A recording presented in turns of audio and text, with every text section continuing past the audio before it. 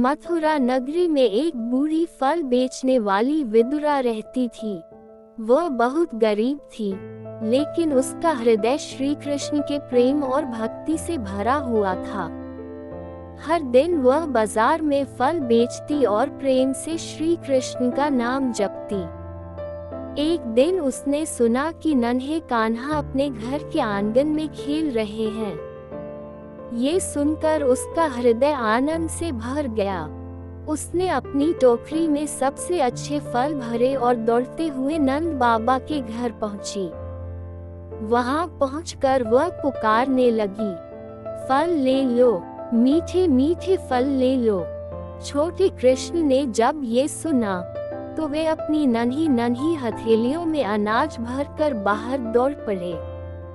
वे उन अनाज के दानों के बदले फल लेना चाहते थे, लेकिन उनकी छोटी उंगलियों से अनाज के दाने बार बार गिर रहे थे। ये दृश्य देखकर बूढ़ी स्त्री का हृदय प्रेम से भर गया। हे नंदलाल, मुझे कुछ नहीं चाहिए, बस मेरे फल स्वीकार कर लो, उसने कहा और अपनी टोकरी के सारे फल कृष्ण को अर्पित कर दिए। नटखट कृष्ण ने मुस्कुराते हुए कुछ फल उठाए और खुशी खुशी अंदर भाग गए। बूढ़ी स्त्री आनंदित होकर अपने घर की ओर चल पड़ी, लेकिन जैसे ही उसने अपनी खाली टोकरी की ओर देखा, वह आश्चर्य से दंग रह गई। उसकी साधारण फल टोकरी अब सोने और बहुमूल्य रत्नों से भरी हुई थी।